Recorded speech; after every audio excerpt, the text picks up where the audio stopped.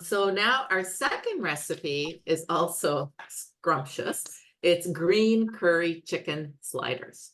So chicken is a great meat option that keeps our protein intake up, but it also helps us meet the recommendations from World Cancer Authorities that recommend that we cut back on red meat intake. And the recommendation is that we have a maximum of 18 ounces of red meat, 500 grams per week, to reduce our risk of cancer, particularly colorectal cancer. And if you're wondering what that amount would be, well, I have a pack of cards here. It's about the same size as the palm of my hand. That's about 100 grams right there. So what we're saying is not to have more than 5 deck of cards, pieces of meat per week. And so like you can still have a little bit of red meat, but not a lot. And so to replace that, you can use chicken, you can use some plant proteins like we used in the first dish with the paneer. Now chicken, especially raw chicken, is a high-risk food for spreading foodborne illness. It contains salmonella. And so we want to make sure that we're mindful of how we prep, cook, store chicken. And that is what we're going to talk a lot about in this presentation. So I will turn it over to Jeremy now for the green curry chicken sliders. Awesome. Thank you, Janelle. Okay, so yes, we wanted to do something with chicken. The first thing I'm going to focus in on is the marinade. I think, again, marinades are great ideas just to add flavor in general, but even with barbecuing, I think it's just it's a nice way to add that extra layer of protection on the meat. And you can do anything really. Something with an acidic component is what we're looking for. And so we have this idea of doing these wonderful flavors that you would find in like a green curry. You can definitely get one that's already pre-made, like a paste, and mix it together maybe with a little bit of lime juice and yogurt to create your own, marinade quickly. I'm going to show you breaking it down into a few different components. So this, might take a little extra work, but if you did want to do a nice marinade from scratch, you can also just do this as like a nice braising liquid. That would work really well. So a lot of green, obviously, green curry. We're going to start off with some spring onion, some green onion here. And because we're going to be blending this together, you don't have to be too fussy with the size. I just want to make it a little bit easier for my blender. So I'll just break it down into quarters, the nice big pieces. Again, washed really, really well. I'm going to add that to the blender. Next, we're going to add some beautiful cilantro. I know that's not everyone's favorite, so you can definitely, if you don't like cilantro, you can definitely substitute with like some nice mint or some nice parsley. That would be fantastic as well. So and I'm just doing a nice big handful, no measurements here. You can kind of just adjust as you need. Washed well in our blender. Next, if you like a little bit of heat, you can use some chilies. This is a green chili. If you don't like spice, don't add it, obviously, right? This is your marinade. You can add whatever you want. I like a little bit of spice, so I'm going to add it. If you like maybe just a touch of spice, what I would recommend is remove the seeds. If you're okay with the spice, you can keep the seeds in. But again, just washed well. One green chili in here. Garlic and ginger next, 2 of our favorite aromatics. The garlic is just crushed. So, and then again, don't have to fuss too much with it because we are blending it anyways. And I've got ginger, about a thumb-sized piece of it. And again, just using my knife to just crush it a little bit, but otherwise pretty much whole and inside. Now comes the acid. So we're going to add some lime juice. This is going to add some really nice freshness, some really nice brightness, and the acid, which is going to help to break down and tenderize, which we want in our marinade. But I'm also washing this very well so that I can use the outside, the zest. So I'm going back to my rasp here. That zest is going to add a really nice punch of flavor. all of those oils, those citrus oils are in that the outside, the outer part of the zest, but you just want to make sure that you do wash it, you're really well. This is where I would absolutely use one of those scrubbers, like Daniela mentioned, just to give the citrus a little bit of a scrub. If you're going to be using, lemon zest, lime zest. All right, so the zest goes in, and then the juice of the lime. I find that a little trick when picking citrus, especially at the price that they're at, you don't want to end up with a lime or lemon that has relatively no juice inside. You don't want a lemon of a lemon. Is that a thing? I love it. So what you want to look for, and sometimes it helps, sometimes it doesn't, but I tend to find that the smoother the exterior of the citrus, the juicier it will be. And if it's very dimpled, then it tends to be drier. Interesting. I'm gonna Very check that dimpled. out. Yeah, so I'll have to do a deeper dive into the research of that, but just from my anecdotal experience, more dimpled, less juice, smoother, more juice. All right, lime juice in, and then I'm going to add plain yogurt, about a quarter cup of the plain yogurt. This you'll see traditionally in a lot of marinades, especially a lot of South Asian marinades. That yogurt is an acid as well. So this will also tenderize in your marinade, tenderize, and it's going to give us some really nice freshness. It's also going to help to coat our ingredients really well. And then the last thing is just a little bit of water as I need it. I don't want it to be too thin.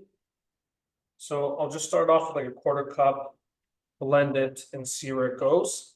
Daniela, Yeah. Sorry, a little bit of olive oil, just about a tablespoon. I don't need much, just to help it come together. I'm going to blend.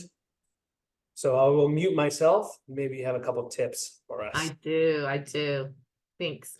So we talked a little bit about, we're talking about cancer prevention guidelines, and we saw a lot of wonderful ingredients here. We saw the cilantro, we saw the garlic, the onion, and the ginger, and the olive oil. And what they all have in common is that they have anti-inflammatory properties. And anti-inflammatory properties are good for our diet for many reasons. Finding that cancer is more of a chronic inflammatory condition, a chronic disease with, possibility relation to chronic inflammation. Also seeing it with other conditions. So you'll hear about use of an anti-inflammatory diet, and all the ingredients Jeremy has put into the blender to make this beautiful green curry are what would be included in an anti-inflammatory diet, because these foods have those properties. And then, since we have a little bit of more time, one thing Jeremy and I love to talk about is onions and garlic, our allium family, because there's a cool thing. When you crush the garlic or you cut the onion, it releases an enzyme. And when this enzyme is exposed to air, it creates an antioxidant, and the antioxidant is allicin. And this process takes about 10 minutes to take place. Now, putting it through like processing it with the blender is totally fine, but heat would kill off the enzyme, so you would not get the buildup of this process. So the cool thing is that we're getting great anti-inflammatory properties with this green chili, green curry paste, but we're also getting allicin, which is an antioxidant, which helps us fight off, those free radicals, those bad molecules that we don't want in our body. That's it. It's Daniela, perfect timing. All right, so about like 30 seconds of blending, and you have this incredibly vibrant green mixture, which smells so fresh, super fresh. You can taste it and adjust it for seasoning at this point too. Remember, there's nothing wrong there, so this is the point in which you can adjust for seasoning if you wanted to. Go ahead and add, I have made some earlier, so I'm gonna add it to the jar. Now, this is our marinade that we're going to add to our chicken. Little tip with marinades, okay? If you're going to make it and you're going to add it to any raw animal product, you do not want to reuse that marinade, okay? Even if you cook it, some people say, oh, you take it out, you cook it, doesn't matter. Don't reuse it. You want to discard that marinade. Big food safety tip. If you do want to reserve some of the marinade, like let's say you're making a barbecue sauce or a glaze or something, set it aside now. So anything that I want to keep to add at the end, I'm going to put in the fridge, ready to use. I am going to use some of the marinade actually for a slaw, a really nice sort of cabbage dressing. So I do want to, before I add it to anything, I want to save some of it and put it in the fridge. Okay, so do not reuse your marinades.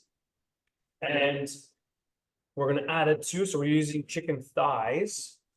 And for a marinade like this, you can even do it the day before. Would be great. Just keep it in the fridge, right? If you're letting it marinate, you can do it for a couple hours or even a few minutes, whatever it takes. Because of the lime juice, because of the yogurt, the longer you let it sit, it will help to tenderize it and it will make it super, super flavorful. Okay, so the longer, but about a day most, but the longer you let it sit, the more of the marinade it will pick up. And so I have our chicken ready to go.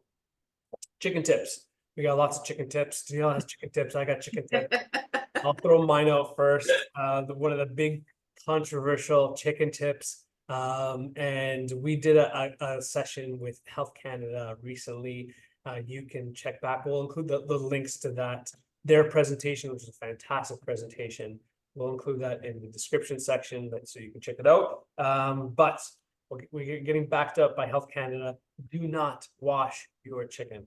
Okay, big no. I know that if you ask maybe generations back, I know that my grandparents, even my parents, maybe a little bit. I don't know if they're watching.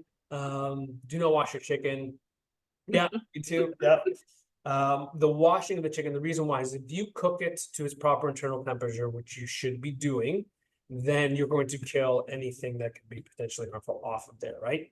If you wash it, even if you clean, I know some people say, oh, well, I clean the sink after.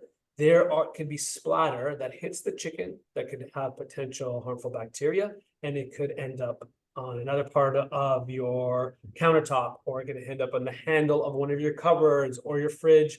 You may not notice it, and then there is a potential resting spot for this harmful bacteria that you can pick up on your hands or other food, and there's a risk situation there. So do not wash your chicken, cook it to its proper internal temperature, which is what we're going to do.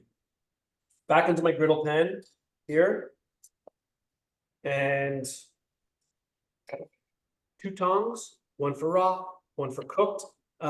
Actually, these are the same colored tongs. So maybe to take a tip from Daniela's props, use 2 different colored tongs. So that Different colors. might be, a little The bit cutting easier. boards, but we're talking about tongs. Yeah. There you go. So it's just so you don't forget, even you're outside, you're entertaining, might be easy to forget. Have one that is clear. Okay, I'm using this for my cooked food, and then I have one that I'm using for my raw food. Okay, so I'm gonna take those chicken thighs, maybe let a little bit of that marinade drip off, and then right over the grill. That's the marinade sort of sizzling up. Okay, nice. Now because I'm cooking inside, no flame. I don't have to worry about any flare-ups from like a barbecue, if I'm cooking over gas, or if I'm cooking over charcoal, propane. So if you are cooking over flame,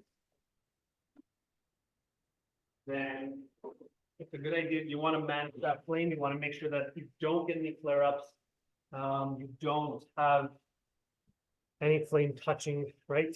The chicken or any of the animal products. Yeah, when you are cooking. You can use a lower temp. Usually we suggest if you're cooking on a charcoal grill especially, or any high heat grill, put it on the side that doesn't have the flame. We call this indirect cooking. So you have your flame on one side and then you're cooking on the other side. And also a little spritz bottle is a nice little idea. Daniela, there we go. Away. Love it. A little spritz bottle, yeah, water. And that can actually help to manage the flame. So you're actually spritzing it down versus trying to blow it out like it's a giant candle, which probably won't work. The little spritz bottles are great for that. Okay, so we're gonna cook it until it hits its proper internal temperature. Because I'm inside, what I like to do is I'll get some nice color, so a few minutes per side, and then I'm gonna transfer it into the oven to finish the rest of the way. If you're doing it on the barbecue, you can grill it again, a couple minutes per side, and then put it again on the side that doesn't have any heat. Close the lid, and that is going to help to cook it the rest of the way through until it reaches an internal temperature of 165 degrees Fahrenheit. Okay. Use a food thermometer. These are boneless, but if you have a bone in, you want to make sure that you're going into the thickest part of the meat, but away from the bone. You don't want it to touch the bone. And you want to measure the thickest part of the meat to make sure that it does register 165. I'll throw it back to you. Well, I had used my lovely prop, the spray bottle, for talking about the grill, the barbecue outside, but another use for the spray bottle, and the important thing though is to make sure it's labeled accurately, is that you can make a disinfectant solution with this. So like with 3 cups of water, with a tablespoon, not a tablespoon, a teaspoon of bleach, you can create your own disinfectant solution. And we talked earlier about keeping our area clean.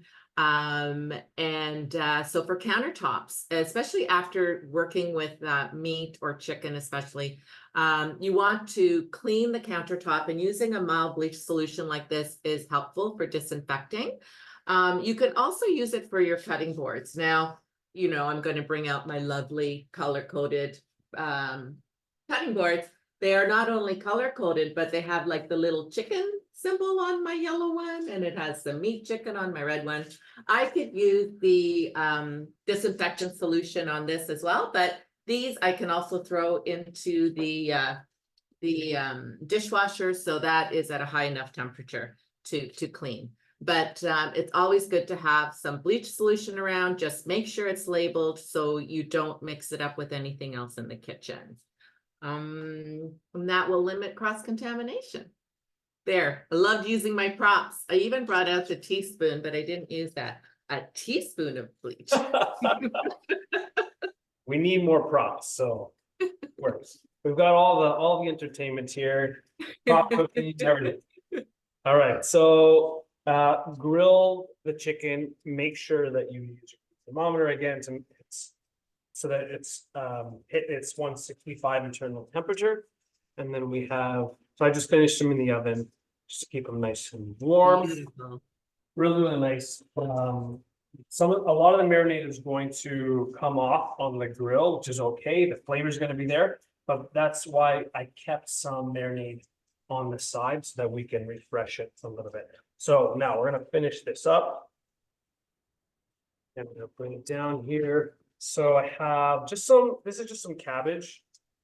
You can use some lettuce, whatever, just something nice and fresh to add some nice crunch and texture to it. And that's where we're going to add some of that marinade, the reserved marinade. A nice little toss. That yogurt, chili, is cilantro, like it's going to have this really nice balance of flavor. And then you get your little slider buns. These ones happen to be this little whole wheat buns. There. We use Getting our whole grains, getting our whole grains. Grab one of those delicious little chicken thighs on top. And add a nice mound of that cabbage on there. And there we go. We have this really nice green curry chicken sliders, something a little different for your barbecue, super flavorful and delicious. So yeah, a little bit of extra work for the marinade. I think it's really worth it. And if you have a lot of the marinade and dressing left, this freezes really well. So you can pop this in the freezer, put in little freezer cubes, and then you can use that in like a curry, like a slow cook curry, or a really nice sort of like a soup, like a curry soup. So you can use that in different applications as well later on, but otherwise I think this is perfect for I love it. barbecue. Yeah, I love the idea of adding the cabbage too. A little bit of crunch, tang with the green curry. Oh, I'm so hungry. Yes, Okay, yeah. we're gonna stop.